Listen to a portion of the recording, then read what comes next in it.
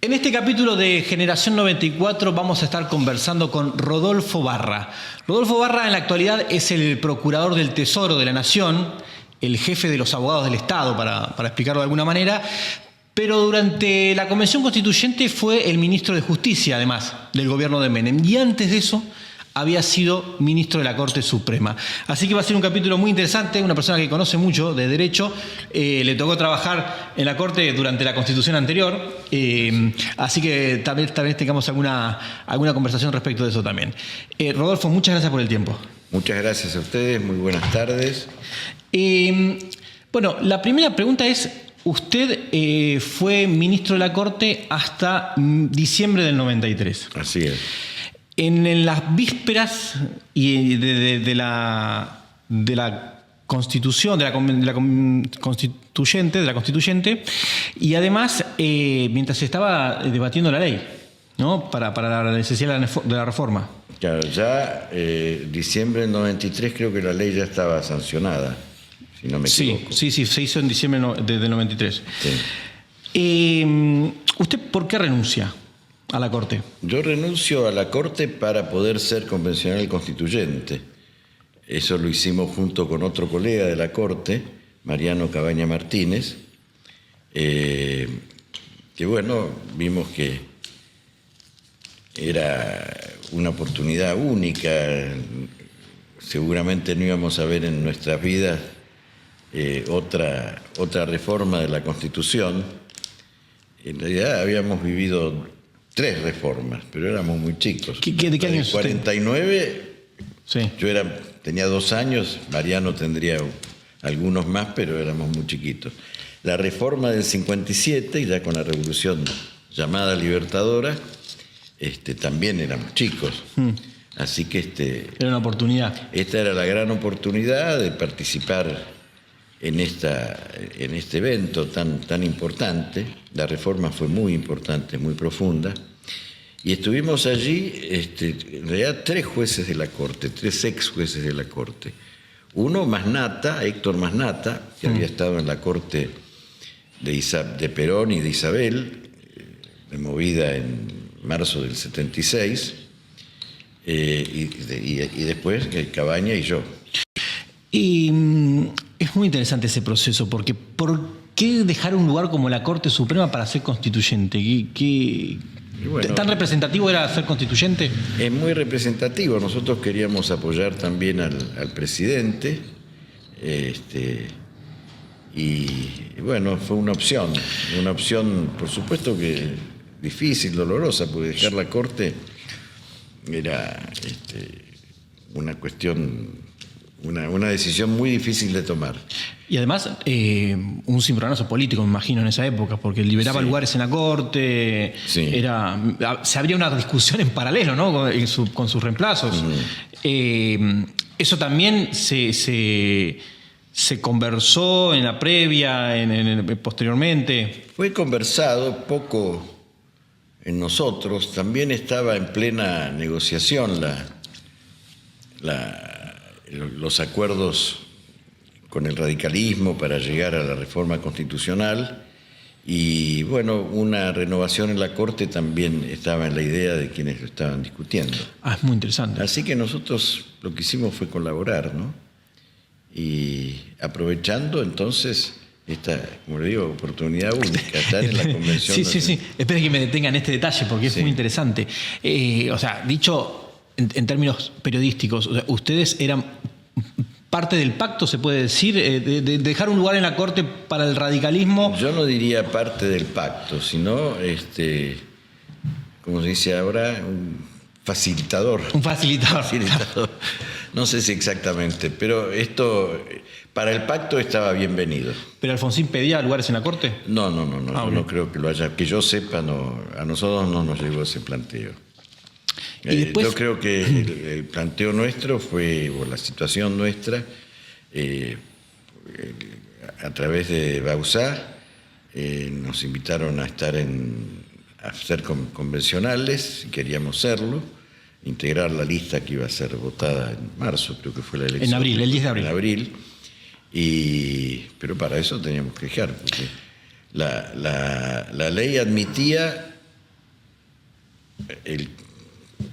que podían ser convencionales constituyentes, gobernadores, vicegobernadores, diputados, senadores, diputados provinciales, senadores provinciales, pero no jueces. Mire. Ahí había incompatibilidad. Y había, en la Corte, lo que quedó en la Corte era resistente a la reforma, como la prensa, como un sector de la política. La Corte la miraba con lejanía, pero la Corte no puede ser resistente a la reforma constitucional. No, tal cual. No es parte de eso. Como digo, la miraba con lejanía. Después, por supuesto, por lo menos en conversaciones de amigos y durante el proceso de reforma siempre había algún comentario sobre cómo iba una cosa, cómo iba otra, pero en general la Corte fue muy prescindente a todo. Lo único que sí, nosotros estaba yo todavía en la Corte los últimos días, resolvimos un caso que era vinculado a la reforma constitucional de Corrientes, si mal no recuerdo, donde tomamos una decisión importante, que la Convención debía ceñirse estrictamente a la ley que autorizaba la reforma, porque esta era una ley que fijaba su competencia, debía ceñirse estrictamente al temario y al tiempo. Esto es importante porque siempre hay una posible tentación, podría haber habido una posible tentación de constituir la Convención en un poder paralelo que duraba y duraba eternamente y vivían discutiendo y incorporando temas que se iban por las ramas. Entonces, este fallo que te comento fue un precedente interesante.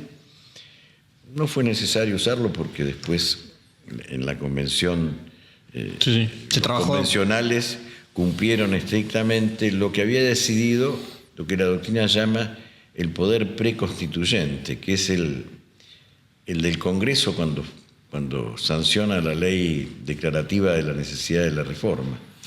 Es un poder preconstituyente, pero que condiciona el poder constituyente.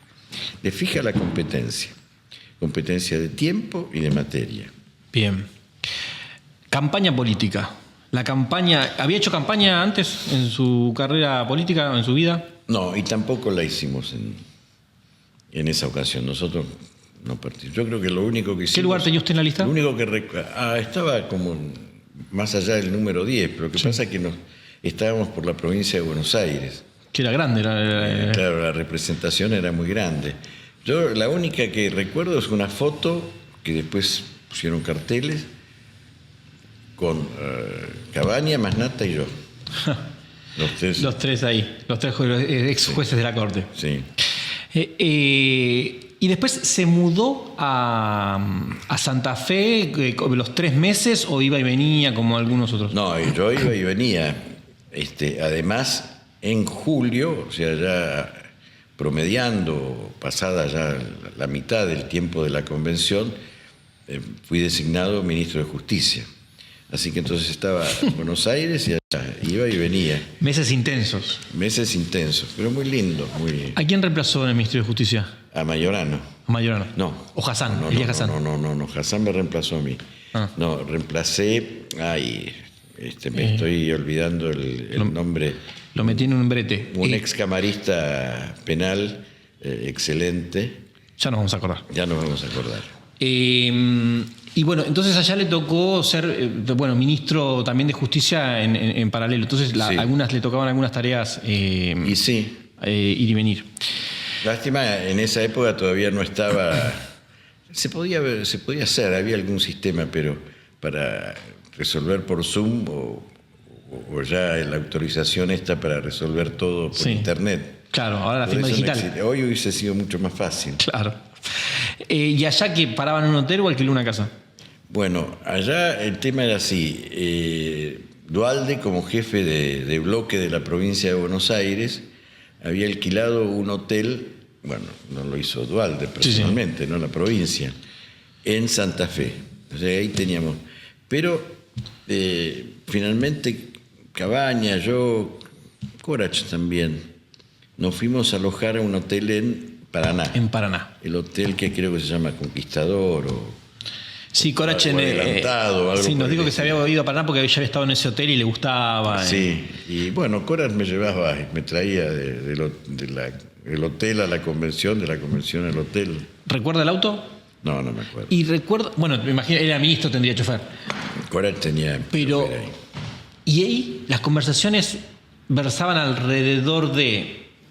Porque esto es interesante, porque usted estaba negociando su desembarco en el gobierno, como ministro de Justicia, el secretario legal y técnica, y a la vez reformando la Constitución. Reformando la Constitución. ¿Las conversaciones iban alrededor de todos esos temas o solamente de la convención?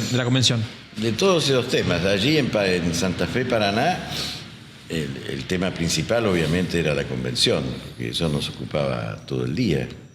Las sesiones eran largas,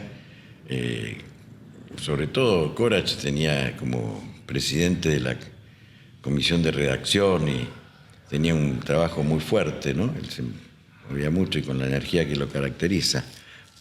Pero sí, estaba muy ocupado, había mucho que discutir, mucho que conversar. Fue una experiencia extraordinaria, primero porque aprendí a valorar, lo sabía de antes, pero ahí lo viví y tomé conciencia, el valor del diálogo, el diálogo entre personas que piensan distinto y que incluso militan en campos distintos. Y un diálogo de total buena fe, incluso con los que eran antirreformistas, porque ahí teníamos dos partidos, dos bloques que estaban en realidad en sustancia en contra de la reforma, el Modín Sí. y el Frente Grande, en ese momento, Frente Grande. Frente Grande, sí. Que finalmente votaron porque la Constitución se sancionó por unanimidad, tuvieron también esa buena voluntad.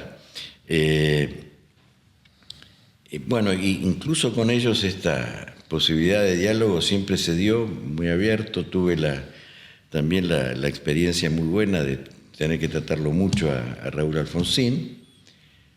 Por supuesto lo trataba mucho a Eduardo Menem, ¿no? Pero eso era por definición. Claro. Habíamos mencionado antes de grabar a Hernández, a Paisau, pobre que falleció, ese fue un gran... Con Paisau yo tenía además la coincidencia de haber estado en 3 cargos iguales que él, porque él fue secretario de Justicia, que en esa época era como el ministro, Sí. fue presidente de la Auditoría General de la Nación, yo fui presidente de auditoría también, y fue convencional constituyente. Carreras paralelas. Carreras paralelas. Y con él, con Hernández, con Masnata, Cabaña, bueno, formamos un grupo muy... Había una fraternidad entre constituyentes y entre personas del derecho y de la política. La había totalmente. Por más que haya diferencias políticas o Sí, por supuesto, conceptuales. por supuesto. ¿Se acuerdan de discusiones fuertes? Y las discusiones más fuertes tuvieron que ver con el tema del aborto, que venía en paralelo a la aprobación de convenciones internacionales que la Argentina había aprobado, convenciones internacionales que pasaban a tener, como tienen ahora, jerarquía constitucional, que la Argentina había aprobado con expresa mención de considerar al feto, al por nacer, ser humano desde la concepción. Entonces eso derivó necesariamente al tema del aborto, y esas fueron las cuestiones, porque además era transversal, ¿no? ¿Y cómo eran las posiciones más duras? Porque en conversaciones creo que era Yoma, no me acuerdo quién es otro, Alacino, contaban escenas donde Alfonsín estaba duro en este tema, no quería dejar una posición tan clara respecto del aborto, para que no quede por el futuro, ¿no? Pensando en discusiones futuras. En realidad, el mayor apoyo a la postura del justicialismo, que era pro vida, vino obviamente del Modín. La mayor oposición el Frente Grande, con quienes habían hecho la objeción de conciencia, por ejemplo, Juan Pablo Cafiero. Yo me acuerdo que lo fui a ver a Alfonsín, bueno, fuimos seguramente, no recuerdo ahora muy bien, pero con Corach y seguramente también con Alacino, y para hablar del tema, y él recordó a la madre, diciendo, no, mi mamá que era muy católica y esto lo tomaba muy en serio, y se le cayeron las lágrimas, recordando a su mamá. Esta es una visión que me quedó siempre grabada, de un personaje que uno lo veía allí en el bronce. Un duro. Un duro y un tipo de la mayor importancia, ¿no? El presidente de la Nación tuvo que lidiar con la transición democrática y que entonces se emocionó al recordar a la madre. Eso me gustó mucho. Y las discusiones fueron más duras en la comisión cuando se estaba escribiendo el artículo o en el recinto cuando se sesionó. Fundamentalmente en la comisión eran las discusiones más fuertes. Después podían replicar en el recinto, pero era en la comisión las más fuertes. Después, este no fue solamente el gran tema, ¿no? Hubo muchos otros temas. Los que estaban ya en el núcleo de coincidencias básicas provocaron menos menos cuestionamientos porque, bueno, había ya una discusión previa. Los que estaban fuera del núcleo de coincidencias básicas podían tener algunas mayores alternativas. Hablando del núcleo de coincidencias básicas, yo creo que esto fue una genialidad, hay que reconocerla, de quienes hicieron esta negociación anterior a la ley declarativa de la necesidad de la reforma. Yo imagino que están estado Paisau, Corach, García Lema, seguro. A la escritura del pacto. Claro, el tema de haber encontrado ese conjunto cerrado de cuestiones que debían decidirse por sí o por no, todas juntas. En bloque. Esto evitaba la travesura de alguno que pudiera no cumplir lo pactado. Claro, porque eso fue lo que cuando yo me pongo a leer sobre la convención encuentro que la discusión más larga fue la del reglamento. Claro. ¿No? Entonces no entendía por qué discutieron tanto el reglamento. Y bueno, tenía que ver con esto. Yo tuve una discusión ahí fuerte en el recinto con Monseñor Podestá. De Nevares. De Nevares, perdón. Sí. Una discusión bastante fuerte, porque él estaba opuesto. Bueno, no, él renunció. Finalmente se fue. Él renunció diciendo que no quería asistir a los funerales de la República, criticando, claro. y casi relatando de que estaba frustrado por no poder, que no se puede abrir el pacto para discutir, ¿no? Y usted en su discusión le plantea que esto ya estaba resuelto y que era lo que fijaba la competencia de la convención.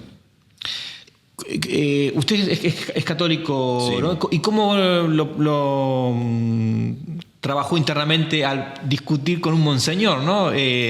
Bueno, pero esto era política. Una cuestión temporal, sí, política y bueno, con todo el respeto, pero si él iba a la convención era para discutir temas políticos. Claro. En la convención, en paralelo a la convención, suceden dos episodios, que es una pregunta que le repetimos a casi todos los entrevistados, es el Mundial de Fútbol, el último Mundial de Maradona, Estados Unidos 94, y el atentado a la AMIA. Son dos episodios que suceden mientras se está desarrollando la convención. Le pregunto primero, ¿recuerda algo del Mundial de Fútbol? Pero ¿haberlo visto allá? ¿Coincidieron? No. ¿Arrancó en junio? ¿Las fechas? ¿Seguro? Sí. Arrancó en junio, la convención arranca el 25 de mayo, el Mundial es en junio. Y después el atentado fue en julio, el 18 de julio, y la convención terminó en agosto, el 22 de agosto. En agosto. ¿Recuerda? Primero le pregunto por el Mundial, para encapsular la discusión. No, yo no recuerdo haber estado viendo los partidos allá, no había nadie viendo los partidos. Incluso no recordaba que había coincidido las fechas. Y eso que soy seguidor de los mundiales, pero sí. No... Es que nos estamos impactados con que ningún convencional se acuerda del mundial, de ese mundial, porque el trabajo era... 94. 94, sí. Y el atentado a la AMIA, bueno, usted ya era ministro de Justicia. Ya era ministro de Justicia cuando fue el atentado. Y ahí tuvo que volver a Buenos Aires de urgencia. Sí, yo estaba en Buenos Aires. Estaba cuando fue el atentado yo estaba en Buenos Aires. Y bueno, fui también a ver las ruinas, era algo espantoso. Bueno, creo que uno de los momentos más fuertes de mi vida, ¿no? Me pegó, pegó muy fuerte, porque ver eso era como una guerra, ¿no? Un lugar donde habían bombardeado y incluso algún cadáver, ¿no? Feísimo. Vuelvo un poco para atrás. Feísimo, no, muy doloroso, más que feo, muy doloroso, muy terrible. Vuelvo para atrás para entender un poco cómo es su mirada respecto. Usted, bueno, atravesó la corporación judicial y luego pasó a la corporación política. ¿Cuál de las dos les gustó más? ¿Qué diferencias les encuentra? ¿Cómo son esas dos corporaciones? Me gusta mucho más lo judicial, ¿no? Sobre el caso. Las dos son apasionantes. Las dos son políticas, porque el juez, está bien, tiene que resolver el caso conforme con la ley, pero cada una de esas decisiones judiciales van construyendo un sistema jurídico que además obviamente incide sobre lo político como conducción, como arquitectura de la sociedad. Obviamente una es la tarea del juez de primera instancia o su significación, todos son muy importantes, ¿no? Pero otra la de la Cámara y otra las de la Corte. Las decisiones de la Corte ya tienen un valor, como digo yo, arquitectónico mucho más fuerte. En la política diaria, pongamos en el Ejecutivo, predomina el decisionismo en buen sentido, ¿no? En fundamentos tiene que ser, pero hay que tomar decisiones, y tomar decisiones ya. No se puede estar esperando. La sociedad le está exigiendo una respuesta muy rápida. ¿Qué le tocó hacer como ministro de Justicia ya con la nueva Constitución? O sea, usted fue el primer ministro de Justicia que trabajó sobre el Consejo de la Magistratura, por ejemplo. Exactamente. No llegamos a constituirlo el Consejo mientras yo fui ministro. En realidad, me parece que comenzó ni siquiera con Hassan. Yo creo que empezó con el Ministerio de Granillo Campo. O un funcionamiento más intenso. ¿Sí? Más intenso. ¿Qué otras tareas le tocó hacer de implementar la nueva Constitución? No, nosotros presentamos muchos proyectos de ley, algunos salieron o no, del Código Contencioso Administrativo, regulamos la ley de amparo. Estos finalmente no los aprobaron en el Congreso. Bueno, yo después me fui y dejé de impulsarlo. Pero después, la llamada ley Cafiero, ahí trabajamos mucho con García Lema, que era en ese momento procurador del Tesoro, y con Antonio Cafiero, la ley que regulaba las competencias de la ciudad de Buenos Aires. Así que había muchas normas, discusiones sobre cómo instrumentar el tema del jefe de gabinete, empezar ahí a diferenciar las funciones del presidente y la del jefe de gabinete. Eso, acomodarse a la nueva vida. Acomodarse a la nueva vida, que costó, ¿no? ¿Le costó? No es fácil. ¿Le costó? No, yo digo el acomodar las prácticas. Por ejemplo, lo que estamos hablando de presidente y jefe de gabinete, todavía no está muy clara la separación.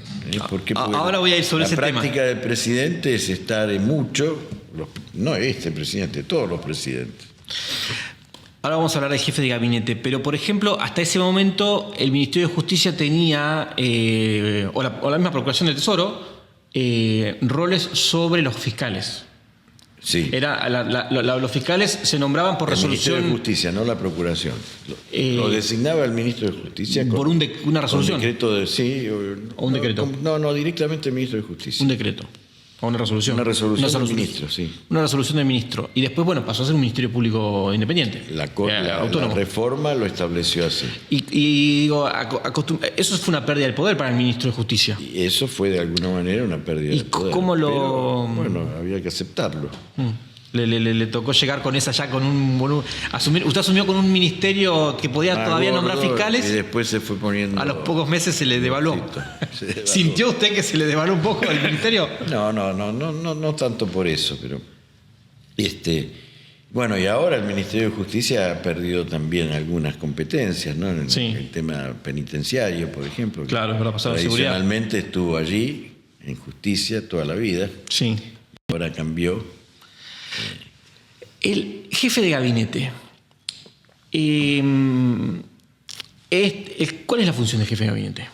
El jefe de gabinete es el jefe de la administración del país. Él, de acuerdo con el texto de la Constitución, es el que ejerce la administración general del país. El presidente, en cambio, tiene una responsabilidad política sobre la administración. Entonces, en la inteligencia e intención de la Constitución, vamos a ver si esto se cumple o no, el presidente está en un plano de conducción muy superior. Usted lee todos los incisos del artículo 99 de la Constitución que fijan las competencias del presidente, va a ver que son todas competencias relativas a la gran conducción del Estado. Y el jefe de gabinete ejerce la administración. Lo que pasa es que antes de la reforma todo esto era el presidente. Hacer el traspaso costó mucho y dependía también del carácter del presidente. Menem tenía una vocación de mucha más intervención. No sé muy bien, Duhalde no digo, de la Rúa. Hoy yo creo que se nota más al presidente conduciendo y el jefe de gabinete administrando. ¿Y es un ministro más el jefe de gabinete? Es un ministro, pero no un ministro más. Él es el jefe de los ministros, el que coordina. Por eso, si es el que ejerce la administración, tiene todas las competencias concentradas en él. Los ministros, él tiene todas las competencias de los ministros, y los ministros las tienen desconcentradas. Bien. Es como todo confluye en el ministro. Las muñequitas rusas. Las mamushkas. Claro, las mamushkas, que en la grande es el jefe de gabinete. Las chiquitas son bien. Y acá, los otros ministros. Y acá le traigo una conversación que surgió con Rodolfo Díaz, que él, habiendo sido procurador del Tesoro, le tocó hacer algún dictamen respecto, y usted tiene alguna diferencia respecto de la posición de Díaz, que es interesante porque los dos fueron constituyentes y los dos estuvieron en esa discusión. Pero él dice, en la Constitución dice jefe de gabinete y demás ministros. Esa palabra demás ministros le otorgan, él dice, la facultad de ministro al jefe de gabinete y no como un ministro superior. ¿Qué dice usted de esto? Los demás ministros, todos, porque todos son ministros. Esto es importante, pero ¿por qué es importante? Porque a diferencia de lo que pasa en un sistema que podría ser semi-inspirador de la reforma en el punto, ¿no? Como el francés, este jefe de gabinete es nombrado y removido por el presidente como cualquier ministro. Sí. Pero tiene unas características especiales. Por ejemplo, es el único ministro que puede ser removido por el Congreso, además del juicio político, por otra vía del juicio político, el artículo 100 de la Constitución. Bien. Ningún otro ministro lo puede remover. El Congreso, salvo por juicio político. Entonces, el jefe de gabinete, como ejerce la administración, es responsable también ante el Congreso de la administración pública. Eso también lo hace, y de hecho cada vez es más notable, bueno, y ya era notable en la época de Menem, apenas sancionada la Constitución, cada vez es más notable el papel superior que ejerce de la competencia del jefe de gabinete.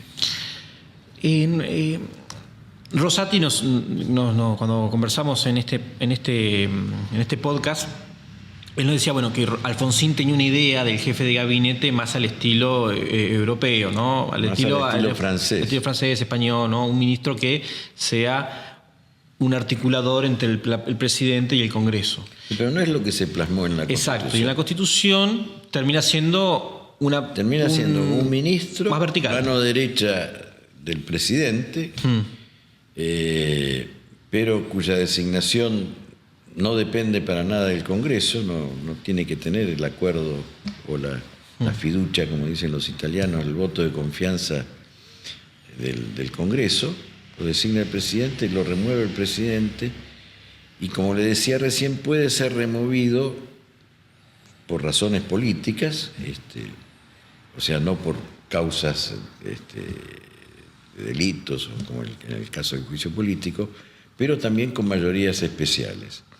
Esta es muy importante porque si el Congreso hace esta remoción, sí, cosa que no podría hacer con otros ministros, es una especie de tarjeta amarilla al presidente, ¿no? Porque claro, supone que el jefe de gabinete es su brazo derecho, su hombre de confianza. Pero eso lo entiendo en la teoría. ¿En la práctica no sería muy costoso políticamente para el sistema que el Congreso eche al jefe de gabinete?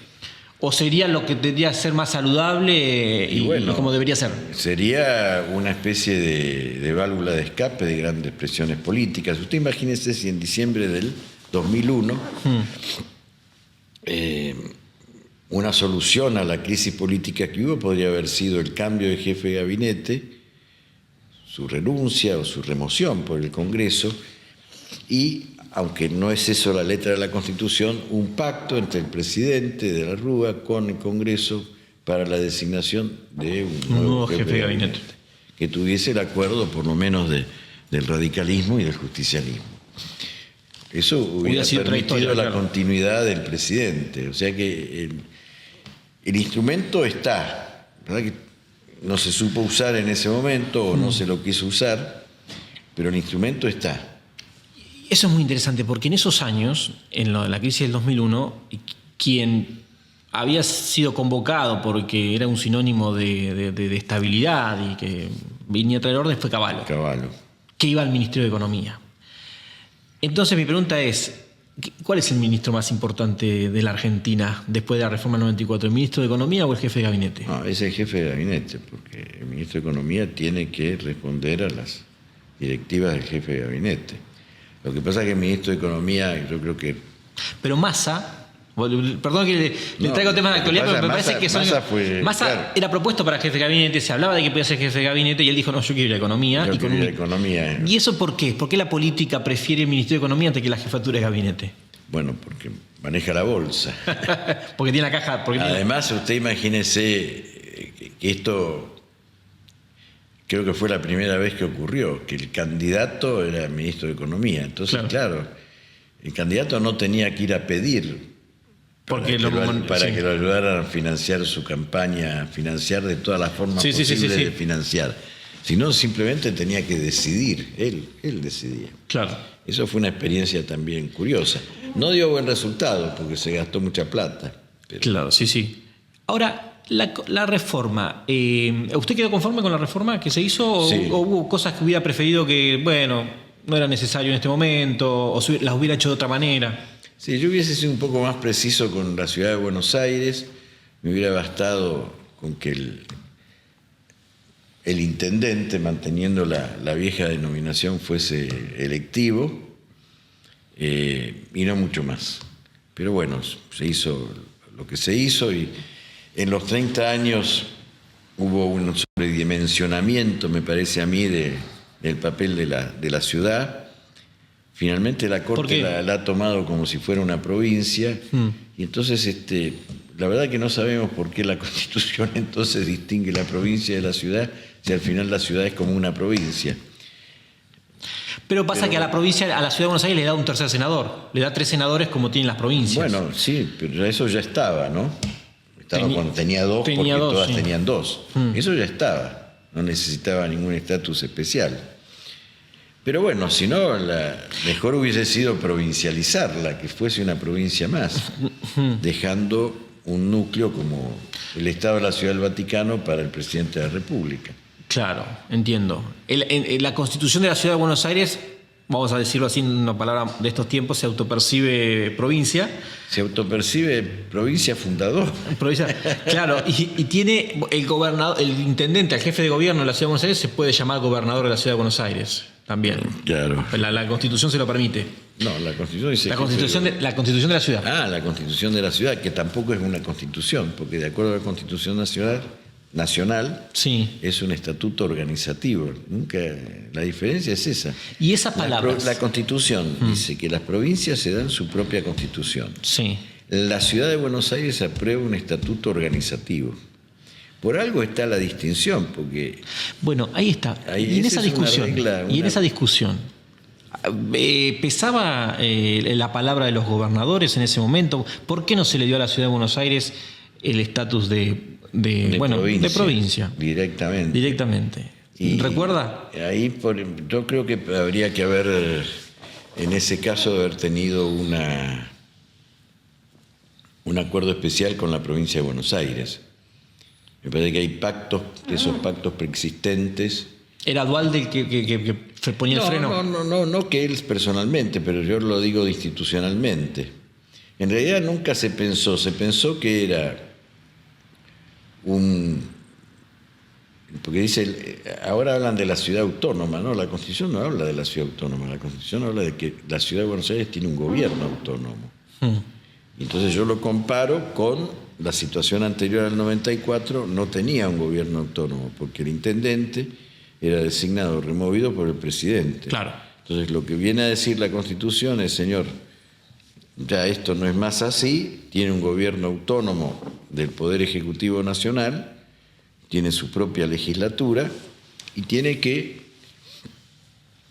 sancionar un estatuto organizativo de sus instituciones.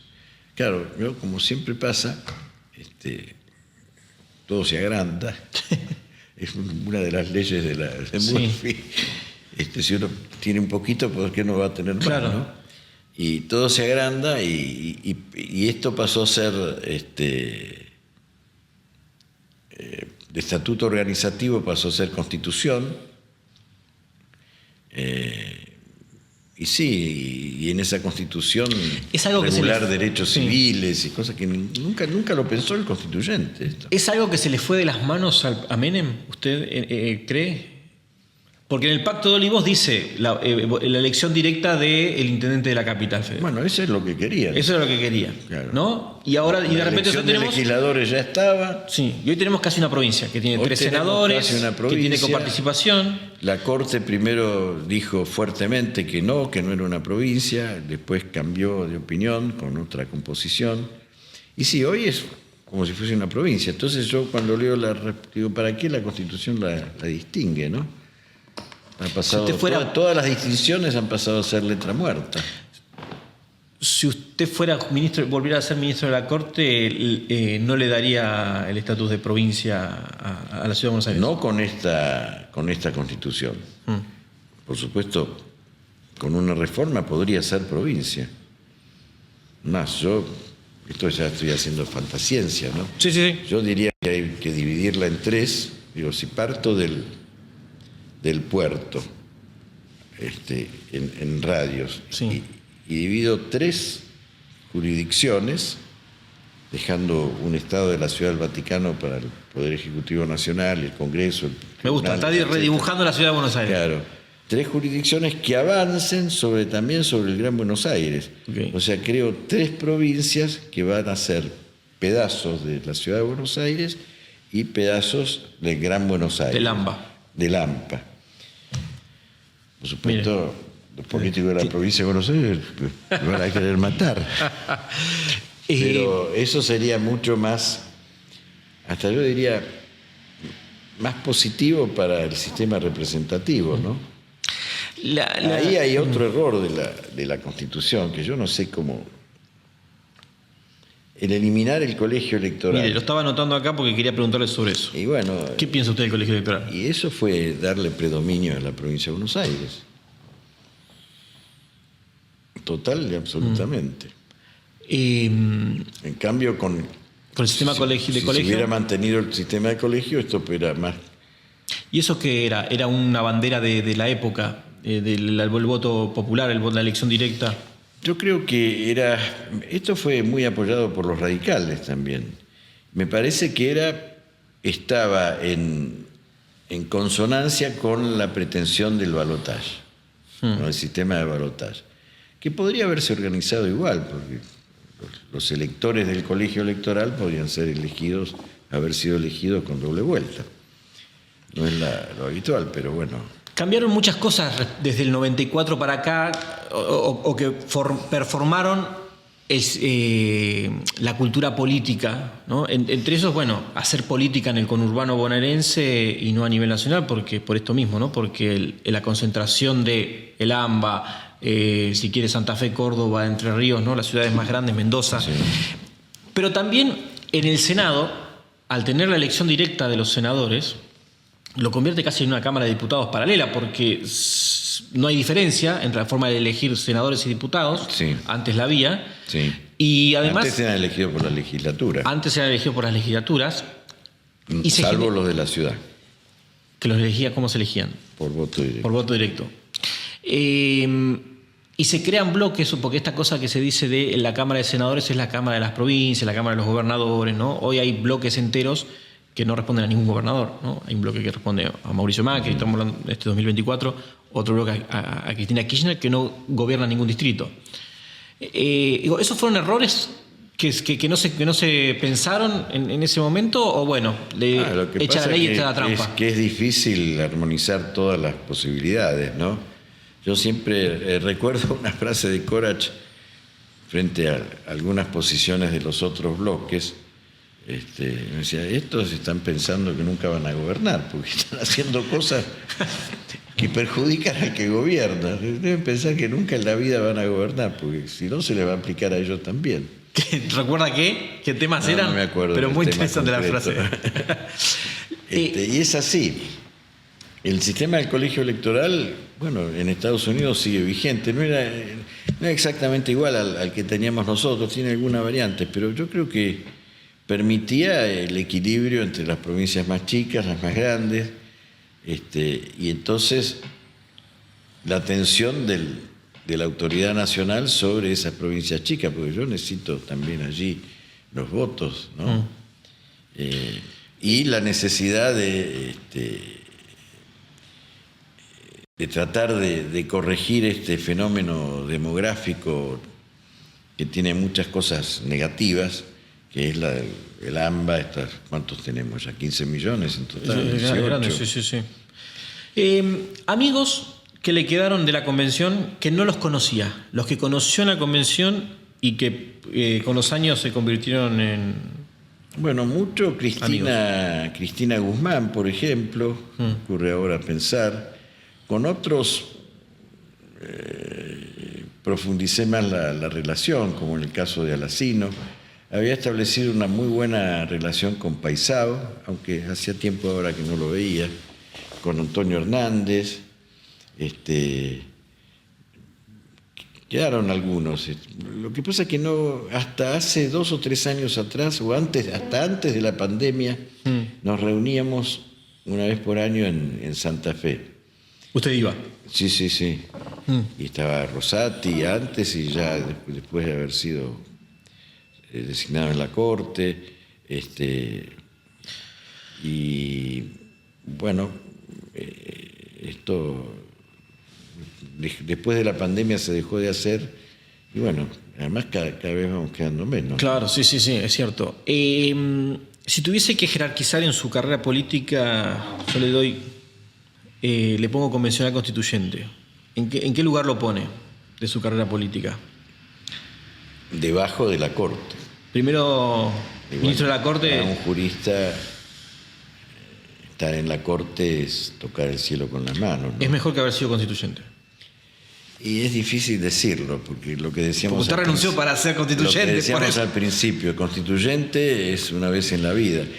En la Corte teóricamente también, aunque he conocido, bueno, Llanarte fue juez de la Corte y volvió a serlo. Levene también era juez de la Corte que removió el golpe militar y volvió a hacerlo.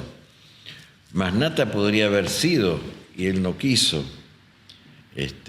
Hay otro, el mendocino que Menem le ofreció a través mío que era juez de la Corte que removió el golpe militar para que volviera a la Corte, o él no quiso también. Varios volvieron, pero no es lo normal. No, claro. Bueno, Rodolfo, muchísimas gracias por el tiempo. Por favor.